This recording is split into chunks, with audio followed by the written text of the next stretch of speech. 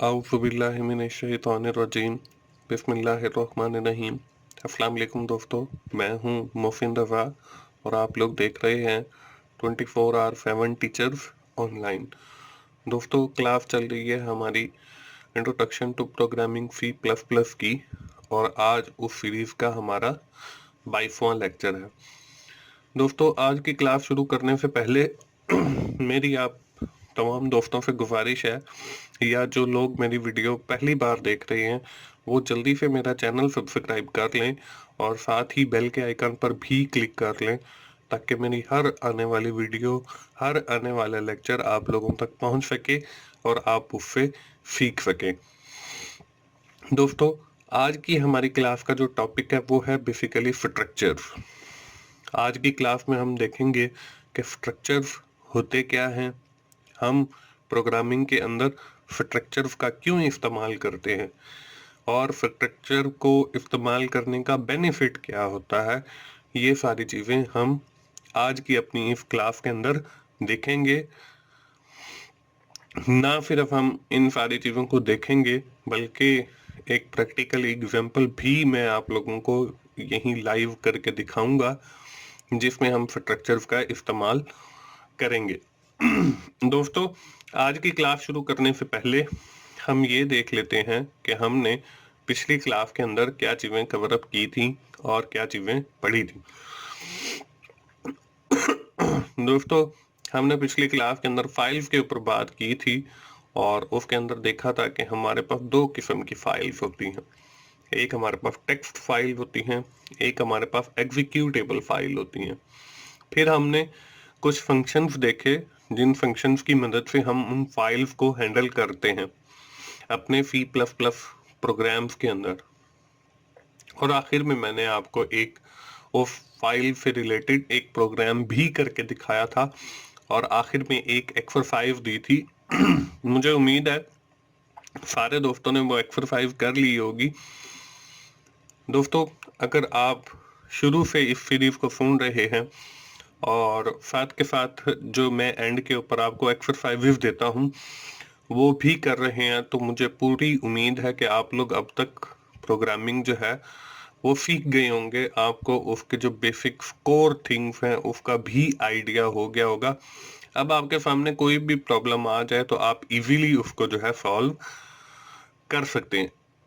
दोस्तों, आज की जो हमारी क्लास है उसके अंदर हम अपनी C++ प्रोग्रामिंग जो हमने टूल किट एक बनाई है उसके अंदर एक और चीज का इजाफा कर रहे हैं और वो है स्ट्रक्चर।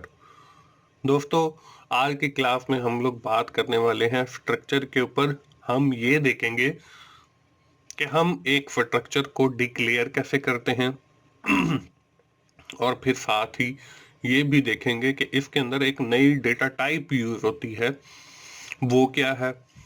उसके साथ ही हम ये देखेंगे कि हमने जैसे एक स्ट्रक्चर को डिक्लेयर किया है तो उसकी इनिशियलाइजेशन मतलब उसको वैल्यूज कैसे असाइन करेंगे। उसके साथ ही हम ये भी देखेंगे कि इसके अंदर जो डॉट ऑपरेटर यूज किया जाता है उसका क्या ऑब्जेक्टिव है, क्यों यूज किया जाता है। और आखिर में मैं आपको हर लेक्चर की तरह एक लाइव एग्जाम्पल भी करके दिखाऊंगा और साथ ही एंड के ऊपर आपको एक एक्सरसाइज भी दूंगा ये जानने के लिए कि आपको आज वाले लेक्चर की समझ आई है या नहीं आई है। तो चलिए हम आज की अपनी इस क्लास की इब्तिदा करते हैं और देखते हैं कि स्ट्रक्चर होता क्या है। दोस्तों, structure is a collection of variable. कि स्ट्रक्चर के अंदर बहुत सारे वेरिएबल होते हैं अंडर अ सिंगल नेम। उस स्ट्रक्चर का एक सिंगल नाम होता है। These variable can be different types. और ये जो वेरिएबल हैं ये डिफरेंट टाइप्स की होती हैं।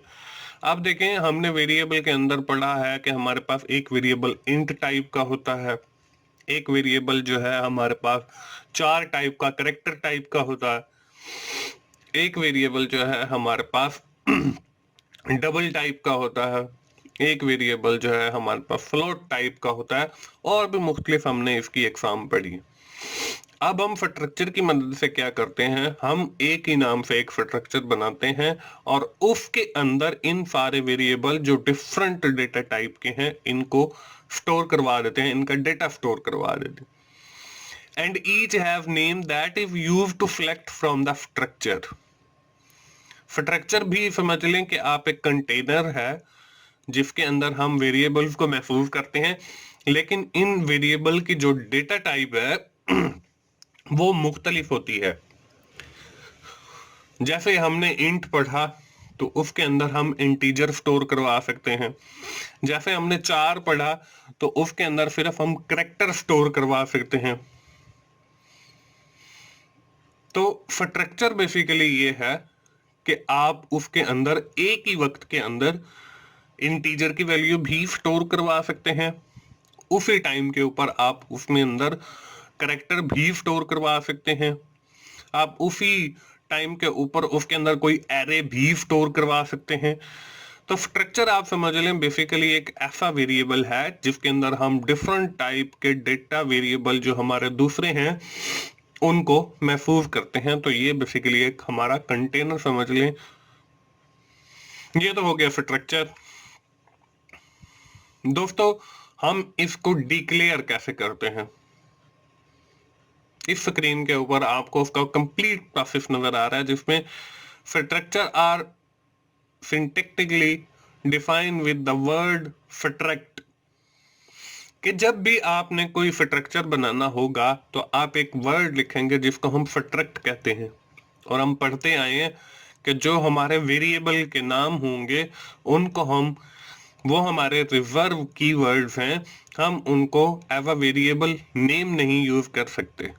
जैसे अब यहाँ पे एक स्ट्रक्ट का कीवर्ड आ गया है तो ये हमारा रिजर्व वर्ड है, हम स्ट्रक्ट के नाम का कोई भी वेरिएबल नहीं बना सकते। The data contain in structure is defined in the curly braces.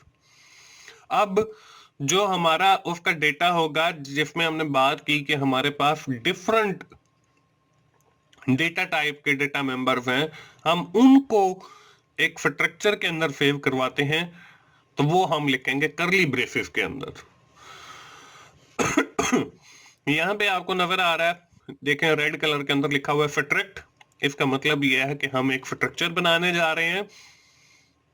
उसके बाद लिखा हुआ है स्टूडेंट, तो स्टूडेंट जो है वो उस स्ट्रक्चर का नाम होगा। अब देखें कर्ली ब्रैकेट शुरू और एंड के ऊपर ये ग्रीन कलर में कर्ली ब्रेसेस बंद और सेमीकोलन आपको लगा हुआ नजर आ रहा है। और इसके अंदर जो है कर्ली ब्रेसेस के अंदर हम लिखते हैं स्ट्रक्चर की बॉडी, मतलब उसके डेटा मेंबर।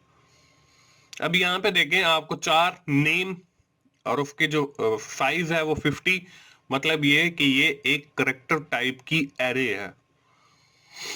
उसके बाद हमने इंट लिखा, उसके बाद एज लिखा, तो ये हमारा एज जो है एक वेरिएबल है इंटीजर टाइप का, और उसके बाद हमने सेमीकोलन लगाया। उसके बाद हमने कैरेक्टर टाइप की एक और एरे ली जिसका नाम हमने कोर्स रखा, और उसका जो साइज है वो 100 है। उसके बाद हमने फ्लोट सीजीपीए। अब देखें इस स्ट्रक्चर के अंदर हमारे पास 3 किस्म के डिफरेंट डेटा टाइप वेरिएबल है। एक कैरेक्टर टाइप की एरे है, दूसरा हमारे पास इंटीजर टाइप का वेरिएबल है एज, और तीसरा हमारे पास फ्लोट टाइप का एक वेरिएबल है सीजीपीए। इन सब का जो डेटा है वो हम सेव करवा रहे हैं एक स्ट्रक्चर के अंदर, और स्ट्रक्चर को हमने बनाने के लिए एक कीवर्ड लिखा स्ट्रक्ट, और उसके बाद हमने उसका नाम लिखा स्टूडेंट, तो हमारे पास एक स्ट्रक्चर बन गया। अगली स्लाइड पे देखते हैं जी हमारे पास क्या है। हमने बात की है एक न्यू डेटा टाइप की। जब भी हम स्ट्रक्चर का इस्तेमाल करते हैं तो इसके डेटा को स्टोर करने के लिए भी हमें एक वेरिएबल की जरूरत होती है। फॉर एग्जाम्पल हमने ये स्ट्रक्चर स्टूडेंट के नाम का तो बना लिया, ये बेसिकली एक स्ट्रक्चर ही है। अब जो इसके अंदर डेटा स्टोर होगा, जैसे नेम के अंदर हम कह सकते हैं मोहसिन, एज के अंदर 30, कोर्स के अंदर CF201 और CGPA4 हम अगर कहते हैं, तो जब हम ये डेटा एंटर करवाएंगे तो वो भी किसी एक वेरिएबल में स्टोर होगा। अब वो जो वेरिएबल है वो कैसे डिफाइन किए जाते हैं, अब यहां पे देखें, नोट, जो वेरिएबल हम स्ट्रक्चर के लिए लेते हैं इनको हम ब्रेसिस के फौरन बाद लिखते हैं। जैसा कि आपको नजर आ रहा है यहाँ पे, ये जो ब्रेसिस जहां पे खत्म हो रही है इसके बाद आपको FTD1 लिखा हुआ नजर आ रहा है।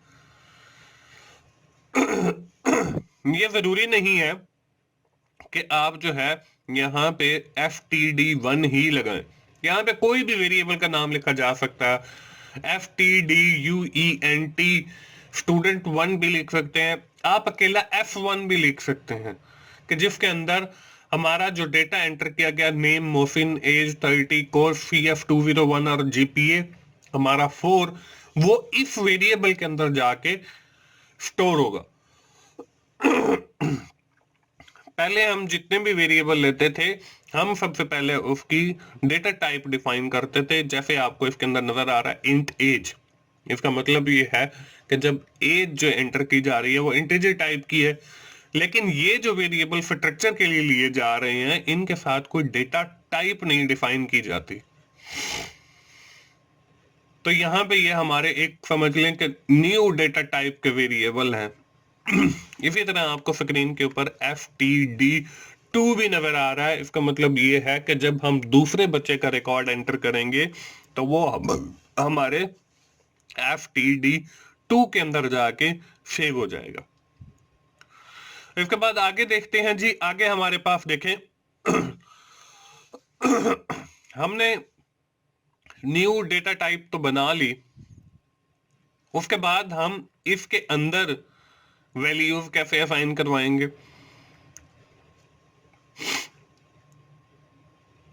अब जो हमने न्यू डेटा टाइप FTD1 एक वेरिएबल लिया और FTD2 एक वेरिएबल लिया, ये हमने लिया है ब्रेसिस के फौरन बाद और फिर हमने सेमीकोलन लगाया। जरूरी नहीं है कि आप सिर्फ यही तरीका इस्तेमाल करें, इसका एक और भी तरीका है। वो क्या है? वो ये है कि आपने जो स्ट्रक्चर लिया है उसका नाम लिखें, उसका नाम लिखने के बाद आप उन वेरिएबल्स के नाम लिखें जो आपको चाहिए। यहां पे देखें आपको राइट साइड में लिखा हुआ नजर आ रहा है स्टूडेंट, स्टूडेंट के साथ FTD1 comma FTD2 comma FTD3 comma FTD4 और सेमीकोलन। मतलब हमने यहाँ पे 4 स्टूडेंट का डेटा सेव करने के लिए 4 डिफरेंट वेरिएबल्स लिए हैं। ये हम वेरिएबल जैसे आपको लेफ्ट साइड पे जो आपको स्क्रीन नजर आ रही है ब्रेसिस के बाद लिखे हुए हैं, तो हम वैसे भी ले सकते थे लेकिन हमने इसको अलग करके ले लिया। तो इस तरीके से भी हम स्ट्रक्चर के वेरिएबल को ले सकते हैं, या तो हम ब्रेसिस के बाद लें या फिर हम जो है जहां पे स्ट्रक्चर खत्म होता है उसके बाद आप उस स्ट्रक्चर का नाम लिखें और फिर आगे आपको जितने वेरिएबल चाहिए उन सबको ले लें। दोस्तों, हमने वेरिएबल भी ले लिए, हमने स्ट्रक्चर बनाना भी सीख लिया। We have learn how to define structure and declare its variable. हमने ये देख लिया कि हमने स्ट्रक्चर कैसे बनाना है और फिर उसके वेरिएबल्स कैसे बनाने हैं। Let's see how can we put the values into its data member.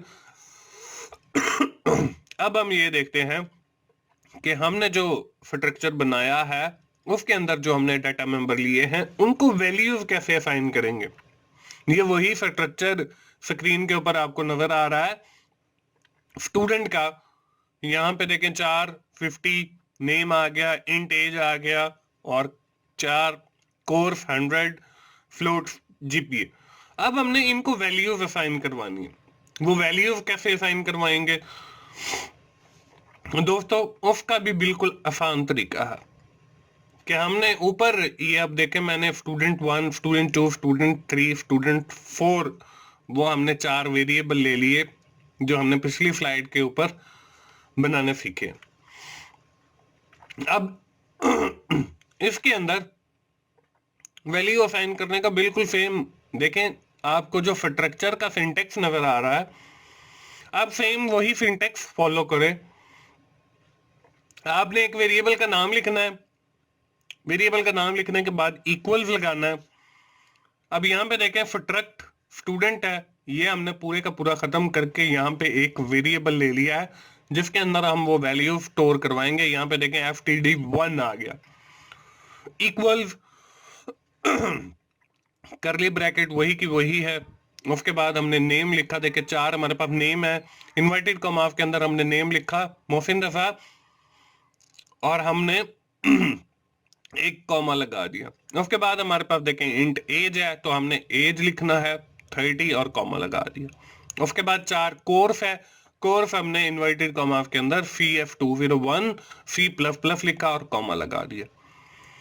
और फिर फ्लोट जीपीए है, वो हमने 4 लिखा और इसके बाद कुछ नहीं किया, करली ब्रेस बंद करके हमने सेमीकोलन लगा दिया। तो दोस्तों इस तरीके से हम अपने वेरिएबल को इनिशियलाइज करके वैल्यूज असाइन कर सकते हैं। आपने सेम जैसे आपको स्ट्रक्चर का सिंटैक्स दिया गया वैसे ही आपने वैल्यूज असाइन करनी है, इससे आप भूलेंगे नहीं और आपका कोई सिंटैक्स एरर भी नहीं आएगा। तो दोस्तों ये था हमारा स्ट्रक्चर। उसके बाद हमने देखा कि हम उसके वेरिएबल कैसे बनाते हैं, उसके बाद हमने ये देखा कि हम उसको वैल्यूज कैसे असाइन करते हैं। अब बात आ जाती है कि हम इस स्ट्रक्चर को अपने प्रोग्राम के अंदर कैसे यूज करेंगे, कैसे एक्सेस करेंगे। उसके लिए दोस्तों हम लोग यूज करते हैं dot operator. Dot operator is used to access the data member of structure. कि हम डॉट ऑपरेटर यूज करते हैं अपने उस स्ट्रक्चर के डेटा मेंबर्स को एक्सेस करने के लिए। वो कैसे होता है, हमारे पास ये वही हमारा पुराना स्ट्रक्चर है, इसके अंदर देखें आपको डेटा मेंबर जो है वो एक नेम नजर आ रहा है, एक एज नजर आ रहा है, कोर्स नजर आ रहा है, एक जीपीए नजर आ रहा है। अब with the help of this dot operator मैं आपको ये सिखाऊंगा कि हम इन डेटा मेंबर्स को कैसे एक्सेस करते हैं। अब यहां पे देखें आपको देखें ftd1 ftd1 बेसिकली वो वेरिएबल है जिसके अंदर हमारी पहले स्टूडेंट की इंफॉर्मेशन पड़ी है, तो हमने लिखा ftd1.name। नेम जो है वो उस डेटा मेंबर, उस स्ट्रक्चर के डेटा मेंबर का नाम है जो हमने ऑलरेडी डिफाइन किया हुआ है। यहाँ पे आपको नजर भी आ रहा है लेफ्ट साइड के अंदर देखें स्टूडेंट का स्ट्रक्चर है और नेम उसका पहला वेरिएबल है जिसके अंदर हमारे पास पहले स्टूडेंट का रिकॉर्ड पड़ा है। तो हमने ftd1 लिखा जिससे ये जाहिर होता है कि पहले स्टूडेंट के रिकॉर्ड को एक्सेस किया जा रहा है, और डॉट हमने नेम लिखा कि उसका नेम को एक्सेस किया जा रहा है। उसके बाद हमने फिर जो है एक और डेटा मेंबर की वैल्यू को एक्सेस करने के लिए वही कि ftd1.age कि अब जो हमारे पास स्टूडेंट 1 की एज है उसको एक्सेस करो। इसी तरह अगर हमने स्टूडेंट 2 का डेटा कोई एक्सेस करना हो तो हम लिखेंगे ftd2.name ftd2.age ftd2.course ftd2.gpa।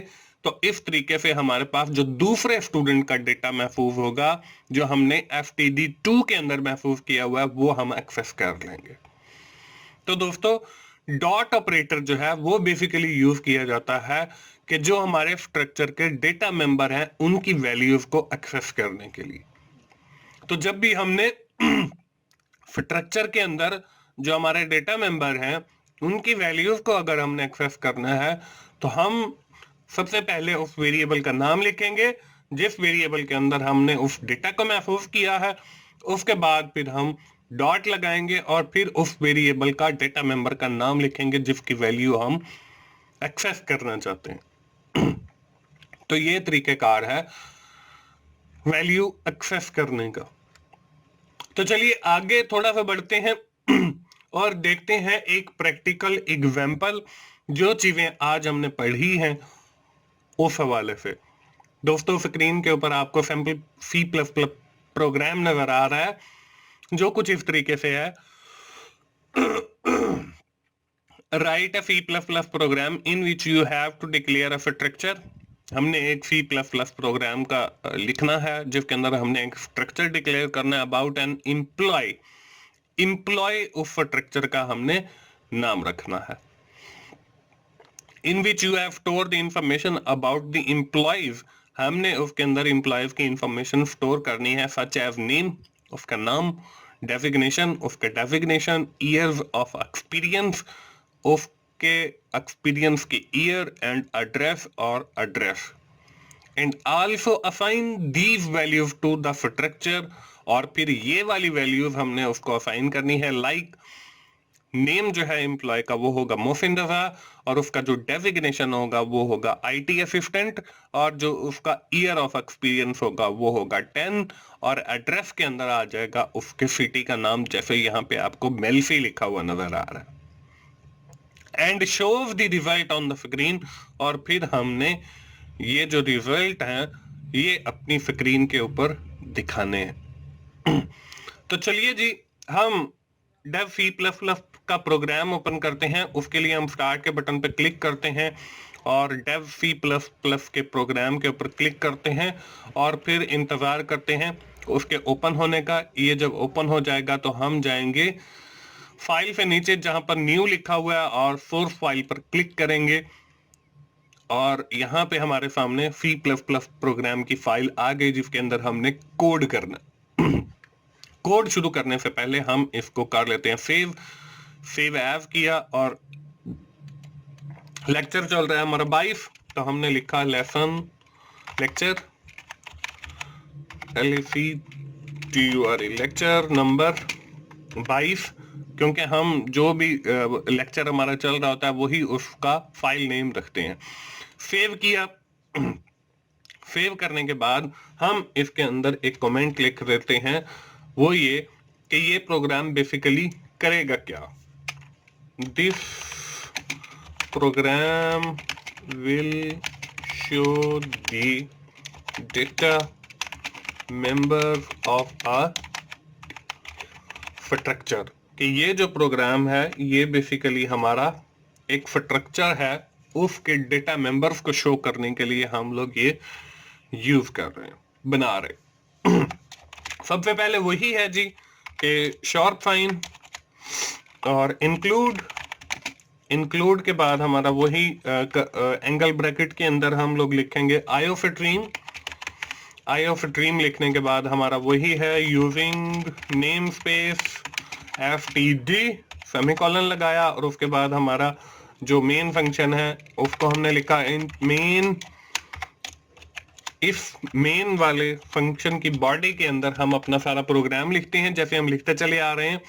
अब सबसे पहले हम लोग एक कमेंट डाल देते हैं, डिक्लेयर DCLARE डिक्लेयर स्ट्रक्चर, कि सबसे पहले हम एक स्ट्रक्चर को डिक्लेयर करेंगे। अब जब भी हम स्ट्रक्चर को डिक्लेयर करते हैं तो हमने पढ़ा था कि एक कीवर्ड लिखते हैं FTRUCT स्ट्रक्ट। अब स्ट्रक्ट लिखने के बाद हम लिखते हैं उस स्ट्रक्चर का नाम। स्ट्रक्चर का जो नाम है वो हमने रखना है एम्प्लॉय, EMPLOY एम्प्लॉय। एम्प्लॉय रखने के बाद उसकी लगाते हैं हम करली ब्रेसेस। करली ब्रेसेस के साथ देखें, ये हमने करली ब्रैकेट शुरू की और यहाँ पे करली ब्रेसेस बंद की, और उसके बाद सेमीकोलन खुद ही आ गया। अब इस करली ब्रेस के अंदर हम इस स्ट्रक्चर की बॉडी लिखते हैं, मतलब इसके डेटा मेंबर लिखते हैं, और वो डिफरेंट डेटा टाइप्स के होते हैं। अब देखें हमने जो है उस एम्प्लॉय का नेम स्टोर करवाना है, उस एम्प्लॉय का डेजिग्नेशन स्टोर करवाना है, उस एम्प्लॉय का experience, year of experience store करवाना है, और फिर उस एम्प्लॉय का एड्रेस हमने स्टोर करवाना है। तो नेम स्टोर करवाने के लिए हम एक एरे ले लेते हैं, जिसको हमने लिखा 4 टाइप की एक एरे होगी, उसके अंदर हम नेम स्टोर करवाएंगे, और उसका जो साइज है वो हमारे पास 50 होगा। इसके बाद हमने सेमीकोलन लगा दिया। इसके बाद हमने डेजिग्नेशन स्टोर करवाना है, उसके अंदर भी हमारे पास कैरेक्टर होते हैं। तो हम 4 की एक और वेरिएबल और DEF जो है एक समझ ले, डेजिग्नेशन के लिए मैंने एक एरे ली, और इसका जो साइज है वो मैं रख देता हूं जी 20। ये हमारे पास एक और डेटा मेंबर हो गया। अब हमने उसके अंदर ईयर ऑफ एक्सपीरियंस शो करना था, उसके लिए हमारे पास हम मतलब 5 4 3 जितना भी ईयर ऑफ एक्सपीरियंस है उसके लिए देखें हमारे पास हमें इंटीजर टाइप की एक वैल्यू चाहिए होगी, तो हम इंट लेते हैं और उस वेरिएबल का जो नाम है वो हम रखते हैं EXP। EXP मतलब एक्सपीरियंस। ये हमारे पास एक और डेटा मेंबर हो गया। इसके बाद हमने एड्रेस स्टोर करवाना था। एड्रेस स्टोर करवाने के लिए भी हमें एक एरे चाहिए होगी करेक्टर टाइप की, तो उसके लिए भी हमने 4 लिखा और ADD एड्रेस लिखा। तो और इसका हमने 5 डिफाइन किया, ये हमारे पास होगा 100 और इसके बाद सेमीकोलन लगा दिया। ये अब हमारे 4 डेटा मेंबर्स हो गए। दोस्तों, हमने स्ट्रक्चर को डिक्लेयर करने के बाद अब हमने इसको वैल्यूज असाइन करनी है। वो कैसे असाइन करेंगे, यहां पे मैं लिख देता हूं कि जी assigning the values to structure, कि हम अब स्ट्रक्चर को वैल्यूज असाइन करने जा रहे हैं। मैंने आपको ये बताया था कि स्ट्रक्चर को वैल्यूज असाइन करने से पहले हम उसके लिए एक नया डेटा टाइप का वेरिएबल लेते हैं जिसके अंदर हमने उस वैल्यूज को स्टोर करवाना है। वो करने के लिए हम लोग क्या करते हैं, हम इससे ऊपर एक ले लेते हैं जी create variable to store value. ठीक है, अब यहां पे देखें हमारे पास एम्प्लॉय नाम का स्ट्रक्चर है, तो हम सबसे पहले उस स्ट्रक्चर का नाम लिखेंगे। मैं यहां पे स्ट्रक्चर के नाम को कॉपी करता हूं ताकि कोई स्पेलिंग मिस्टेक ना हो। यहां पे हमने उसका नाम लिखा स्ट्रक्चर का। उसके बाद E1 हमने एक वेरिएबल ले लिया। हम सिर्फ एक ही वेरिएबल ले रहे हैं ताकि मैं एक वैल्यूज आपको स्टोर करके दिखा दूं और फिर आपको एक दूसरा वेरिएबल लेकर उसके अंदर दूसरी वैल्यू स्टोर करके दिखा दूंगा। अब यहां पे हमने एक वेरिएबल लिया। आपको मैंने ये बताया था कि हम जैसे एक लेते हैं स्ट्रक्चर का सिंटैक्स, उसी को आपने कॉपी करना है। कॉपी करने के बाद नीचे पेस्ट करना है। अब जहां पे आपको उस स्ट्रक्चर का नाम लिखा हुआ नजर आ रहा है, आपने उस सब को डिलीट करना है और वहां पे लिखना है उस वेरिएबल का नाम जिसके अंदर वो वैल्यूज आपने स्टोर करनी है। अब यहां पे देखें E1 हमारा वो वेरिएबल है। इसके बाद आपने डालना है इक्वल्स। इक्वल्स डालने के बाद अब देखें हमारी बारी आ जाती है डेटा मेंबर की। यहाँ पे नेम है, नेम के अंदर इन्वर्टेड कॉमा के अंदर हमने नेम लिखना है और उसके बाद कॉमा लगाना है। यहाँ पे मैं नाम लिखता हूं जी मोहसिन रजा। इसके बाद हमारे पास डेजिग्नेशन है। डेजिग्नेशन हमारे पास IT असिस्टेंट था, वो भी हम इन्वर्टेड कॉमा के अंदर लिख लेते हैं IT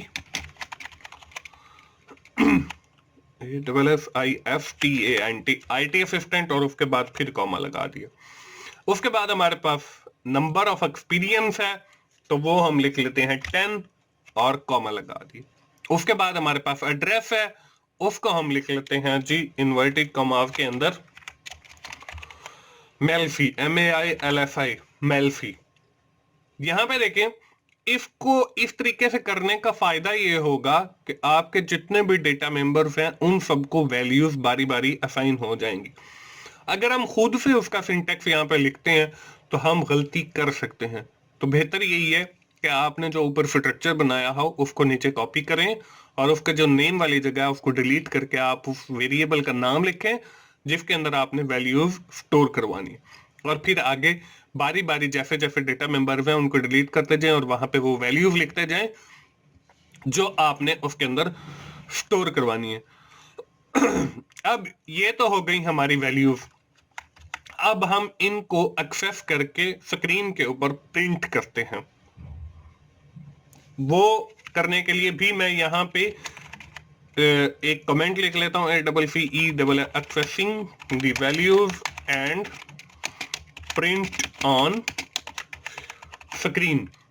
और मैंने आपको शुरू वाले लेक्चर के अंदर ही बताया था कि आप जो भी कोड करें उसका कमेंट जरूर डालें ताकि जब भी आप फिर उस कोड को दोबारा ओपन करें तो आपको पता चल जाए कि वो प्रोग्राम बेसिकली है क्या। इसीलिए हम ये कमेंटिंग यूज कर रहे हैं। यहां पे हमने उनकी वैल्यूज को फाइंड करना है, उसके लिए हम प्रिंट करने के लिए लिखेंगे सी आउट और यहां पे एक इन्वर्टेड कॉमा के अंदर लिखेंगे जी semicolon display the data members of structure TURE structure. इसके बाद हम एक लेते हैं सी आउट एंडल ताकि हमारी जो है स्क्रीन लाइन जो है वो ब्रेक होकर अगली लाइन पे चली जाए। इसके बाद हम सबसे पहला जो हमारा डेटा मेंबर है उसको एक्सेस करने की कोशिश करते हैं C out.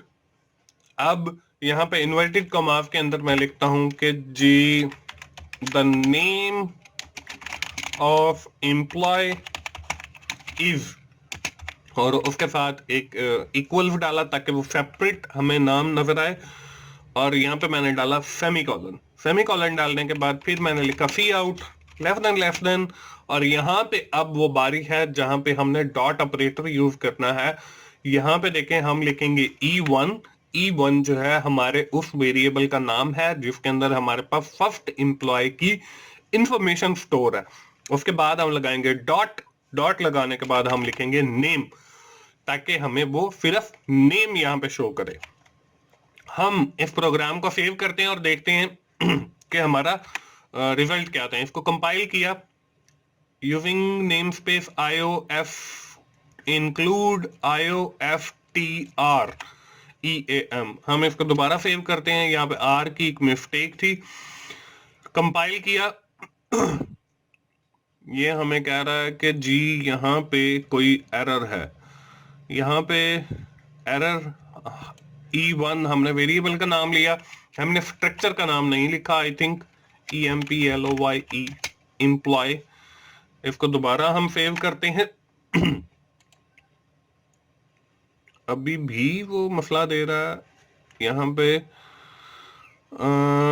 Employ E1 main E1 हमने पहले ऑलरेडी डिक्लेयर किया तो है।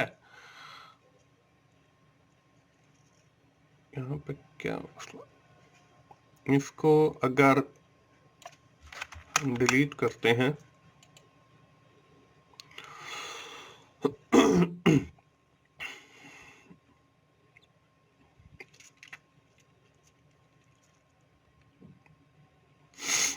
यहाँ पे जो है हमने पहले जो अलग एक वेरिएबल लिया था वो उसको एक्सेप्ट नहीं कर रहा है। हमने जो है यहाँ पे पहले वही स्ट्रक्चर का नाम और फिर वेरिएबल का नाम हमने यूज किया। अब इसका एरर भी 0 है, वार्निंग भी 0 है। हम इसको रन करते हैं तो यहाँ पे देखें हमें the employ name is Mohsin Raza आगे जो है हम उसके बाकी के डेटा मेंबर्स को भी एक्सेस करते हैं। उसके लिए हमने लिखा सी आउट लेस देन और हमने लिखा दी डेजिग्नेशन ऑफ एम्प्लॉय इज, और यहाँ पे हमने डाला इक्वल्स और स्पेस और सेमीकोलन। यहाँ पे अगली लाइन के अंदर हमने अगला डेटा मेंबर एक्सेस करना है तो C out less than E1 dot name की बजाय हम वो वेरिएबल DEF वाला लेंगे। वो यहाँ पे मैं पे DEF लिख दिया और इसके साथ ही मैं एक सी आउट लेस देन एंडल ले लेता हूँ ताकि हमारा वो दूसरा वेरिएबल हमें अलग ठीक से नजर आए। इसको हमने सेव किया, फिर कंपाइल किया, फिर इसको रन किया तो यहाँ पे देखें स्क्रीन के ऊपर आपको the name of employ Mohsin Raza और डेजिग्नेशन जो है वो एम्प्लॉय का IT असिस्टेंट लिखा हुआ नजर आ रहा है जो हमने उसको असाइन किया था। आगे जो है फिर वही एंडल सबसे पहले ले लेते हैं। एंडल लेने के बाद जो है हम इसी को कॉपी करके नीचे पेस्ट कर लेते हैं 2 बार ताकि हम बाकी के जो हमारे 2 डेटा मेंबर्स हैं उसको भी हम एक्सेस कर सकें।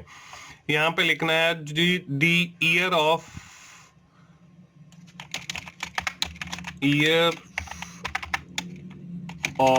एक्सपीरियंस इज वो आ जाएगा और यहाँ पे हमने डेजिग्नेशन की बजाय EXP लेना है एक्सपीरियंस के लिए और लास्ट में हमारे पास एड्रेस है the address of employ is यहाँ पे हमारे पास एड्रेस की जगह पे हमने वेरिएबल ADD लिया, ADD। इसको सेव किया, इसको दोबारा कंपाइल किया, दोबारा कंपाइल करने के बाद हमने इसको रन किया। तो अब हमें स्क्रीन के ऊपर देखें, यहाँ पे नजर आ रहा है the name of employ is Mohsin Raza. यहाँ पे डेफिनेशन वाला नहीं आ रहा, डेफिनेशन वाला मुझे लगता है कि हमने डिलीट कर दिया। तो इसको दोबारा हम कॉपी करके डेफिनेशन वाला भी ऐड कर लेते हैं। C out the definition of employ is, और डेफिनेशन के लिए हम DEF का वेरिएबल यूज कर रहे थे। इसको हमने दोबारा कंपाइल किया, दोबारा कंपाइल करने के बाद जब दोबारा रन किया तो अब यहाँ पे देखें स्क्रीन के ऊपर आपको नजर आ रहा है the name of employ is Mohsin Raza, the definition of employ is IT assistant, और the year of experience is 10, the address of employ is Melfi. तो दोस्तों इस तरीके से आप जो है एक स्ट्रक्चर लेकर उसके अंदर डिफरेंट डेटा टाइप के वेरिएबल्स के as a data member value store करवा सकते हैं। अगर आपने दूसरे एम्प्लॉय की इंफॉर्मेशन स्टोर करनी है तो उसके लिए फिर आपको वही E2 एक वेरिएबल लेना पड़ेगा और उसके अंदर वो वैल्यू नहीं असाइन करके आप स्टोर करवा के प्रिंट करवा सकते हैं। हम चलते हैं वापस अपनी स्लाइड के ऊपर। ये था दोस्तों हमारी आज की क्लास का प्रोग्राम। अब आखिर के अंदर जैसे आपको पता है कि हम एक देखते हैं एक्सरसाइज। एक्सरसाइज क्या है? Write a C++ program in which you have to declare the structure about an student. आपने एक स्टूडेंट के नाम का स्ट्रक्चर बनाना है, in which you have to store the information about your information such as name, class, course and CGPA। आपने अपना study programme लिखना है, अपना नाम लिखना है, कोर्स लिखना है और CGPA लिखना है, and also assign their own information, और आपने अपनी इंफॉर्मेशन उसके अंदर ऐड करनी है टू द स्टूडेंट स्ट्रक्चर के अंदर and show the result on the screen, और फिर आपने वो स्क्रीन के ऊपर प्रिंट करके देखना। दोस्तों ये हमारी क्लास थी। आज की क्लास खत्म करने से पहले हम जल्दी से देख लेते हैं कि आज की क्लास के अंदर हमने किया क्या है। आज की क्लास के अंदर हमने बात शुरू की थी स्ट्रक्चर्स के हवाले से। हमने देखा स्ट्रक्चर्स को हम कैसे डिक्लेयर करते हैं और उसके साथ जो उसके न्यू डेटा टाइप के हमने वेरिएबल लिए वो कैसे लिखते हैं, और उसके साथ हम उनको कैसे स्ट्रक्चर को इनिशियलाइज करके उसको वैल्यूज असाइन करते हैं, और फिर कैसे हम डॉट ऑपरेटर की मदद से उस स्ट्रक्चर के डेटा मेंबर्स को एक्सेस करके स्क्रीन के ऊपर प्रिंट करवाते हैं। और एंड के ऊपर मैंने आपको उससे रिलेटेड एक प्रोग्राम करके दिखाया और आपको एक एक्सरसाइज दी। आप जल्दी से अपना डेफ C++ ओपन कीजिए और इस प्रोग्राम का कोड कीजिए और देखिए कि आपको स्ट्रक्चर की समझ आई है या नहीं आई है। दोस्तों ये थी हमारी आज की क्लास प्रोग्रामिंग की C++ की 22वीं।